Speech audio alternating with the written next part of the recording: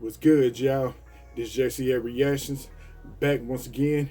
About to get into the latest death battle video titled Korra versus Storm, Avatar versus Marvel. The original link will be in the description box below. Y'all check that out without my commentary, whatever. Y'all know the routine. Hit that like button and hit that like button, hit the notification bells, and let's get into this video. Oh, and I ain't got my money on nobody yet, so I'm gonna hold up on choose somebody. All right.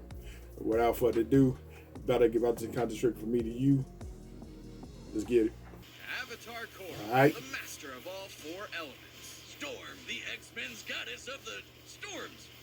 Weather, the building blocks of our natural world, are nothing if not tempestuous and unpredictable. Which means you gotta be some kind of badass to control them. He's Wiz and I'm Boomstick.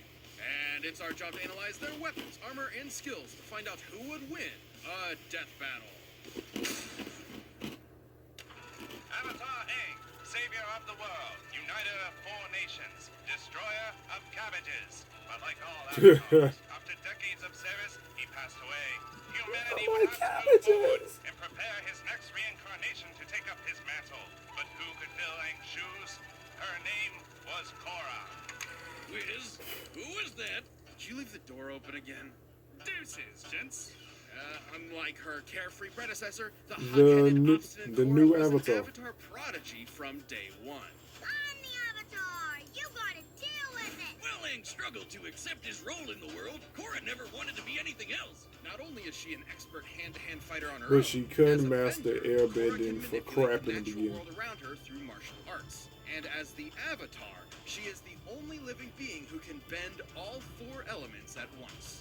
Water, earth, fire, air. That you. Straight from the Shut southern water up, bro. tribe, Korra can control tendrils of water, form massive walls of ice, and generate huge tsunamis. Aang once raised the sea level to put out these huge fires. Looking at the size of the area and what did it take to submerge it, he had to move over 35 million metric tons of water. And since Korra is a reincarnation of Aang and every past Avatar, she should be just as powerful. With earthbending, Korra can heave big-ass boulders around, shape and control metal, and even tear apart the ground beneath her enemy's feet. Kinda like when her Avatar ancestor Kyoshi broke up a chunk of a continent, dragged it across a bay, and basically just created a new island named after herself. Queen shit. By measuring the size of the island to get its mass and the size of the bay to get the distance Kyoshi dragged it, displacing this much rock would require an energy over 21 gigatons of TNT. That's almost 15 times more energy than the entire world's nuclear arsenal detonating at the same time. With firebending, Korra can fire blasts of, well, fire, jet into the sky like a rocket, or breathe like a friggin' dragon. The perfect element to match Korra's hot-headed temper. However, her final element was completely different. Due to its inherent free-flowing nature, Korra struggled at first to master airbending. But like all good prodigies, she figured it out anyways. With airbending, Korra can shoot powerful gusts of wind, fly around on tornadoes, and create a cute little air scooter. She used this element to defeat the bloodbender Amon, who was fast enough to dodge lightning. It'd be so helpful to have that in real world. Zuko and You Iroh don't have to have worry caught about no dodge lightning as transportation, I well, swear. and Iroh even caught one from the sky. The leader of a lightning bolt moves at 60,000 meters per second. Comparing the distance Amon moved relative to Bolt, he must have been moving over 200 times the speed of sound. But Korra's more than just a badass martial arts superhero. She also acts as the bridge between the mortal and spirit Yeah, worlds. she does. The spirit world is a separate plane of reality, and Korra is stronger while she's physically there. Her direct connection isn't coincidence. She and every avatar before her are fused with the spirit of light, Rava. Speaking of messing with your soul, Korra can remove or restore your bending, bring her past lives for advice, and tap into the kick-ass Avatar state. The Avatar state massively boosts Korra's raw bending power, turning her into effectively a demigod and the de facto most powerful being on the planet, if she wasn't already. Despite that, Korra's no stranger to failure. She was severed from her connection to the past Avatars and was almost killed while in the Avatar state, which would have ended her cycle of reincarnation. That was entirely. one of the better arts. Left her physically and emotionally crippled for years. Even after physical The therapy, Red her Lotus, fiery if spirit I struggled to recall reignite. correctly. Korra's entire identity was wrapped up in being the Avatar, all the way from day one. And the biggest trials she had to face were when her place in the world was challenged.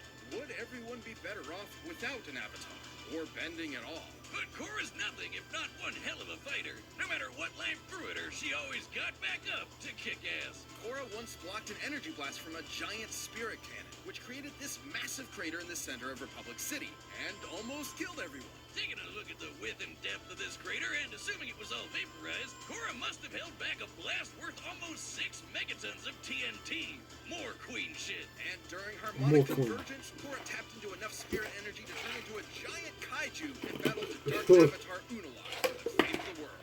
Wes, I told you, we don't talk about season 2. Okay, 1 was cool.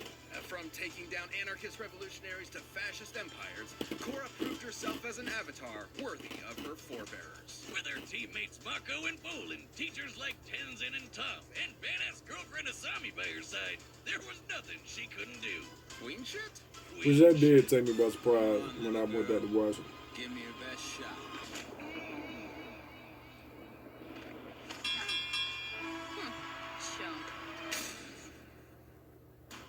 Still don't know who I'm at. You know what happens to yeah, a person who's struck by lightning? I still don't know who I'm else. put my You money got on. it. Do you know what happens to white-haired mutants whose parents are killed by a plane crash? They become badass weather witches. After Aurora Monroe's parents were that, she was forced to fend for herself on the streets of Cairo under the tutelage of Ahmed El-Jabbar. The life of a street rat wasn't doing it for Aurora, so she took off across the Sahara in search of a real home. And that's when she began to master her mutant powers. In the same way that Homo sapiens, humans, evolved from earlier hominids like Homo erectus. Go ahead. Homo superior, or mutants, are an offshoot of regular humans. They possess the X gene on their 23rd chromosome that effectively grants them superpowers. But it's a lottery. You could end up like old Beak here. Or you could end up like Aurora and possess complete control over the weather itself, while being super hot, unlike Beak. No, no. For all she knew, she was a goddess sent straight from heaven, and that's exactly what the local tribes thought when she arrived in her ancestral Kenyan homeland. Aurora's mutant gene allows her to psionically manipulate the atmosphere, capable of summoning a hurricane with less than a conscious thought. When she does feel like using conscious thoughts, something Wiz tells me I struggle with, Aurora can create storms that cover the entire Earth. Her weather manipulation isn't just powerful, but precise. She can call upon massive tidal waves, conceal herself in fog, and even generate localized blizzards cold enough to freeze lava. She can summon bolts of lightning, even ones that are continents away, or generate electricity inside your brain. And she once zapped Cyclops with enough lightning to restart an artificial sun called the Ring of Fire. A name that reminds me of the morning after Taco Tuesday. Encircling the planet Polemarchus, the Ring of Fire provided all the same energy as a regular star. But her favorite element is probably wind. With it, she can blow people away with tornadoes, suck the air out of a person's lungs, and generate enough lift to fly. She once flew fast enough to reach the edge of Earth's atmosphere from ground level and jumped away with tornadoes. Encircling the planet Polemarchus, the Ring of Fire provided all the same energy as a regular star. But her favorite element is probably wind. With it, she can blow people away with tornadoes, suck the air out of a person's lungs, and generate enough lift to fly. She once flew fast enough to reach the edge of Earth's atmosphere from ground level in just a few seconds. Almost as crazy as how she can breathe in the vacuum of space. She creates a mini atmosphere around herself by gathering, stray hydrogen atoms. Atoms, those are like really small last time I checked. Are these writers just giving her whatever powers they want now? How is that weather? Aurora's abilities apply to any atmospheric conditions, whether they be in outer space or alternate dimensions. Essentially, So she basically got her anything own even avatar remotely powers. considered weather. Man, I wish I had crazy writers giving me random superpowers just because it's funny. That'd be awesome. Well, anyways, I'm gonna go use my rocket hands I've always had to get my beer out the fridge. Away! Perhaps her most useful ability, though, is to sense changes in the weather with a pseudo-sixth sense. Aurora literally sees atmospheric patterns and energy as colors, with the world as her canvas. She's so good with it, she could track a jet flying over New York while she was fighting the Shadow King in Wakanda. That's on the other side of the planet. Yeah, no wonder everyone thought she was a goddess. She is. Aurora enjoyed all the worship and admiration until the day she was contacted by an American, Charles Xavier, with an interesting proposal. I'm gonna make him an offer he can't refuse. Join the X-Men! Oh, pretty please, they were eaten by this living eyelid. It's a long story, but we're short-staffed. Xavier founded the X-Men as a team of mutant superheroes that would attempt to mend race relations between Homo sapien and Superior through non-violent means. Because what better way to teach kids in the 60s about the civil rights movement than with a bunch of good-looking lily-white teenagers with superpowers from upstate New York? Feeling she had spent enough time blessing the rains down in Africa, Aurora agreed and was assigned the code name Storm. And she more than earned the spot. She's proven herself worthy to wield Mjolnir, led a war against the Inhumans, and even survived Bro, a blast everybody from her own looked at lightning. Mjolnir This at is this point. impressive considering her lightning is powerful enough to match Polaris, who once used her powers to punch through Earth's crust all the way to the planet's core.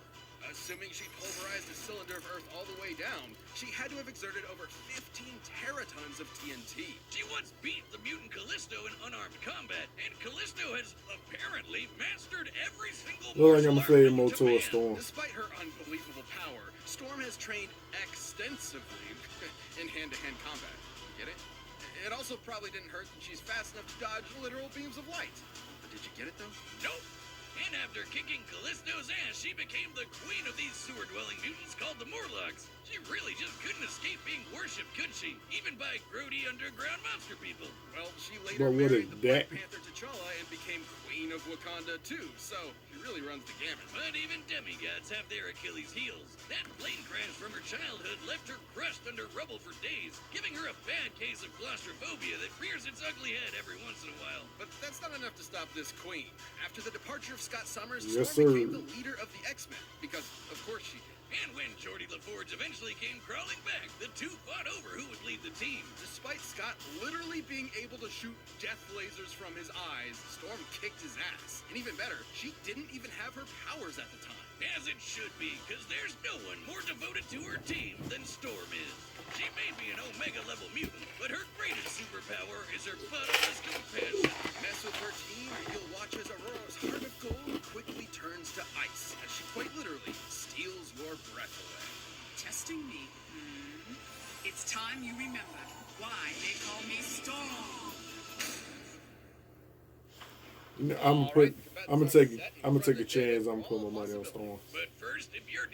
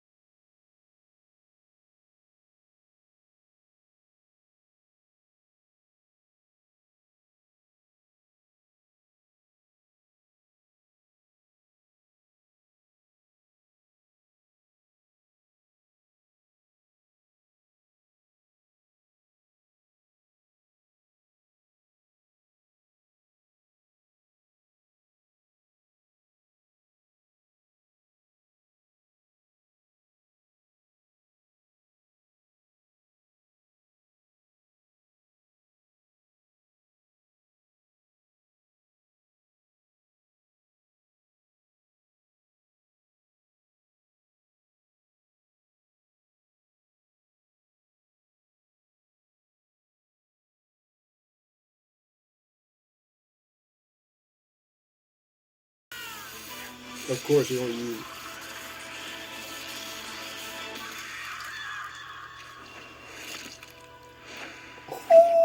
Ooh! You fought nobly, Avatar. Hey, now that's what I call a nice victory. I was just winging it, bro. Shit myself.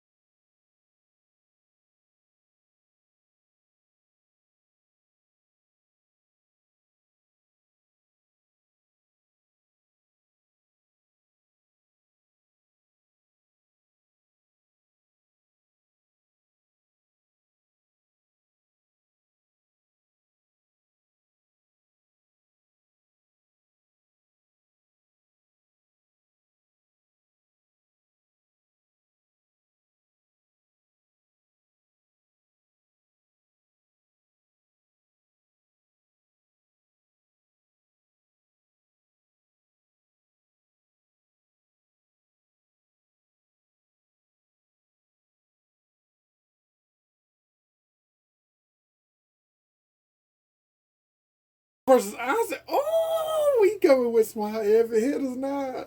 December 5th. All right, cool, cool. That's what's up. We coming with some heavy hitters now. All right, I'm excited. I'm excited. Mara versus Isaac. Now that I think about it, that kind of would be a close fight.